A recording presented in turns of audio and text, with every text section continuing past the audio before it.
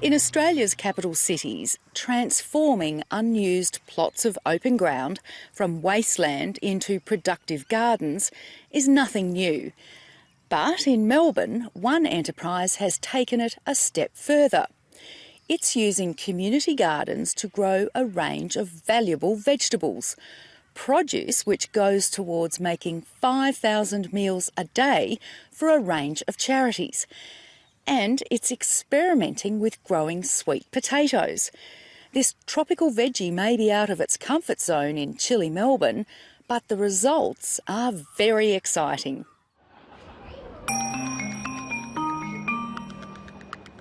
Wedged between tall buildings, train lines, power lines and other urban ugliness, it's not the prettiest of plots.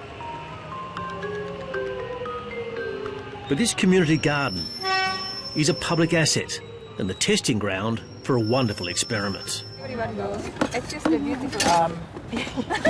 And you can see some of them are sticking out of the ground, so they've really swollen up. So they'll be easy to harvest because you'll be able to see them coming out of the ground. And all we're going to do is pull away the soil from the sweet potato and then just gently dig them up with the trowel. Oh dear me, yes. These sweet potato varieties are little known in Australia. They're a long way from their native home, a bit like many of those who have propagated them and nurtured them through to harvest. At CNLC we run English language courses for a range of refugees and migrants, and we've been developing a multicultural food garden that can be integrated into the English language curriculum. And so on an excursion to the University of Melbourne we met Chris, and he was holding sweet potatoes and yams and talking about all these plants, and our students got so excited to see a lot of their plants from home. Wow, very big. Yeah, that's it. Chris is Dr. Chris Williams, a passionate horticulturalist from Melbourne University's Burnley campus. He oversaw the planting of these sweet potatoes in December as part of a program called Novel Crops, which is trying to look at crops that particularly city growers never thought they could grow before. So it applies to things like sweet potatoes that sure we buy now, but people often don't realise they can grow. The name Novel Crops somewhat understates the program's importance. For these eager gardeners, sweet potatoes are not just occasional fare. For some, they're a dietary staple. We steam, or sometimes we cook with curry. Yeah, we can not use potato. We use sweet potato. It's more nice, more sweet. Yeah. So by coincidence, one of the crops I was looking into was sweet potatoes, and not just, you know, the standard orange sweet potato, the Beauregard, but looking at the different varieties that various ethnic communities may have once grown at home and might miss.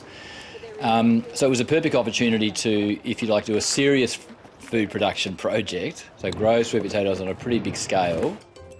So we started this relationship with Chris and ended up getting a grant to do some work out at Burnley campus, propagating plants and working out which plants our students really miss from home. So a lot of our students come from Horn of African countries, so Sudan and Somalia, Eritrea, and also Southeast Asia, so a lot of Vietnamese and Thai and Japanese, a whole range, so it's a really diverse mix. Sweet potato is widely grown in tropical regions around the world. Scientists believe it was domesticated in Central America at least 5,000 years ago, making it one of the oldest and most important vegetables known to humankind. Lovely. So we know. And famously, the New Zealanders, the Maori people, had sweet potato before the Europeans brought them to South America, and that's why they call sweet potato kumara. Some people think kumara is different from sweet potato, but it's basically an ancient Polynesian sweet potato. Globally, we say there's about 5,000 or 6,000 varieties, which is really extraordinary, considering we only grow a few commercially in Australia. But can plants that originate in the humid tropics tolerate Melbourne's cold climate? Therein lies the trial's big question. I think the whole point of horticulture and investigating these kind of issues is how do you work with some of the limitations, and sure, it's a tropical crop, but it's been pushed to slightly cooler climates over thousands of years, really. So the absolute limits are, the Maori people growing them in New Zealand, equivalent of growing them in southern Tasmania. So that's about the limit. The other key partner in this crop trial is the Melbourne food charity FareShare. At its nearby kitchen in Abbotsford, it cooks and distributes nutritious meals to people in need.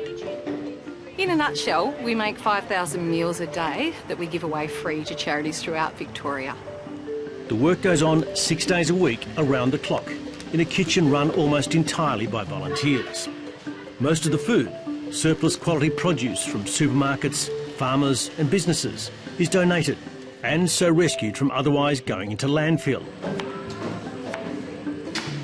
Among the charity's recipients are migrants and refugees who relish sweet potato in their diet. Sweet potato, it's so versatile, so it can go across any number of dishes that we make here at FareShare, from vegetable rolls, veggie quiches, soups, and also it allows us to make a few more culturally appropriate foods for different groups around Melbourne. So for today, for example, we made a sweet potato and red lentil dal for the Asylum Seekers Resource Centre.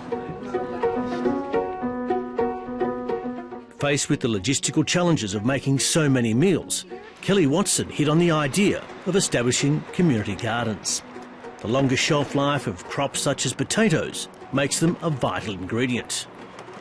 Well, root vegetables are really valuable to us because they last a long time in a cool room situation. So if we crop, say, a whole 3,000 metres at Victoria Park, for example, we can hold that for weeks in our cool room. Whereas if you did a similar thing with silver beet, you'd more or less looking at a top of 4 days. FareShare now grows produce in 3 gardens, one in the inner city and 2 in outer Melbourne suburbs. The most important of them is at Clayton South. The bulk of where we grow the food is here at the Bagley farm, so it's all based on the generosity of a family. Currently we have about 2 acres, and Les is happy to increase that based on what we can manage. Les Bagley is a 4th generation market gardener whose family has tilled the soil here for 120 years. For 70 of those years, the family has grown these stunning, award-winning chrysanthemums. But FareShare needs food, especially fresh vegetables. And in the short time it's been operating, what it's been able to grow here has surprised everyone. We've gotten a bit close to 20 tonnes, which is, it's unbelievable. So that quantity going to the kitchen actually makes a significant difference. Over the last couple of years, we've found it very hard to secure enough vegetables to make sure each meal was having adequate nutrition. And with the advent of our vegetable gardens coming on, a year on, we've found that they're supplying 30% of all of our vegetable requirements, which is just fantastic. They're also giving us an increase of variety of what we can use. Like FareShare's kitchen, here again it's an army of volunteers who cultivate and harvest these fields. So everything we grow gets picked and then heads to the kitchen straight away, and then it's put into the FareShare meals. So it's pretty much as fresh as you can get. Les Bagley has a host of unusual crops, a love of the weird and wonderful, and a talent for growing just about anything. This is bitter melon. At the moment, it's just people in the Asian and Indian community eating them, really. But so all Australians, they don't try this sort of stuff, do they? Still conservative. Yeah, they are.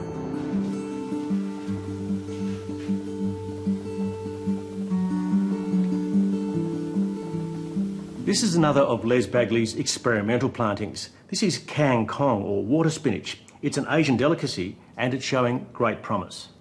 Production's incredible. I've got some yams I'm trialling, okra. I think there's a lot of potential there. But it's these trial beds of sweet potatoes that have him most excited. You got them cracking through the soil yet? Yeah. Yep. Oh, yeah, here. Look at this. Can you just cut that off, Chris, please? Look at that. Who says they can't grow sweet potatoes in Victoria? There you go, Susie. That's amazing. So how will we actually harvest these? Oh, we'll have to cut all the tops off, and that's one potato. Look at that. That's about as big as a Beauregard gets, this orange variety. And there's more. Oh, it's incredible. I think they dug 300 kilos off a 40-metre bed. It's just, I'm blown away by it, and I think once people see this story that there'll be a lot of people having a go at it. Look at that, Chris. That is a very strange looking thing, but it's... These have grown in a glass house, but with no extra heating. Chris Williams is also amazed by the yields from the open fields. The results of these trials look very promising. But I guess the really important thing to think about is that they just need that 5 or 6 month growing season. And so Melbourne now, with urban heat island effect and climate change, has the right climatic conditions to grow a very good sweet potato crop. Vitamin C. So were you amazed how quickly they grew, Les, once summer started? It's unbelievable, Chris. Yeah. They grow this much a day. It's just... And you don't have to weed them then because they just cover the ground. Matter of fact, I have to keep pulling them back so they don't go into the other crops on either side. That's right. They're actually really low maintenance once they're established, aren't absolutely. they? Yeah. If anyone wants a good ground cover, plant sweet potatoes. That's right.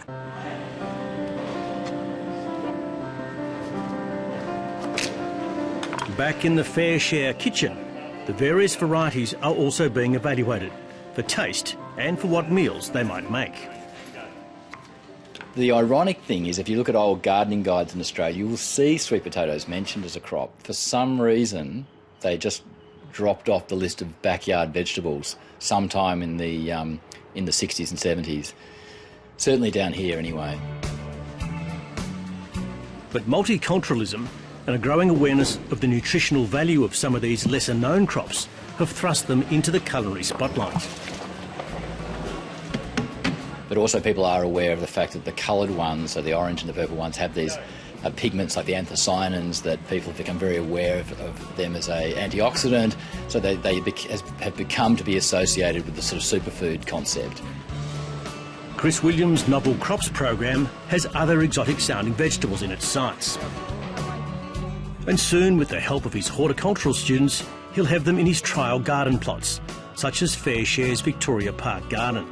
It seems to be like an old siding yard that'd fallen into disrepair, so it was literally not being used. It's just full of castor oil weeds and rubble. Increasingly, urban wasteland like this is being transformed into productive, valuable communal farmland. We had to clear it. It was a dumping ground for bed frames and mattresses and people's waste.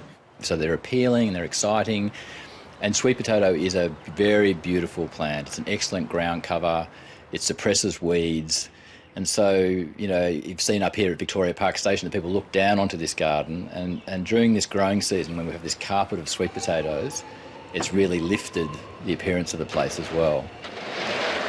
And it's bringing unexpected benefits. A lot of our students are sort of from farming families back in Sudan or Eritrea or Vietnam, and so they really miss that opportunity of being in touch with nature and growing their own food and harvesting their own food and being in touch with the seasons. So it's been a wonderful way to bring them back into connection with that right in the middle of the city as well.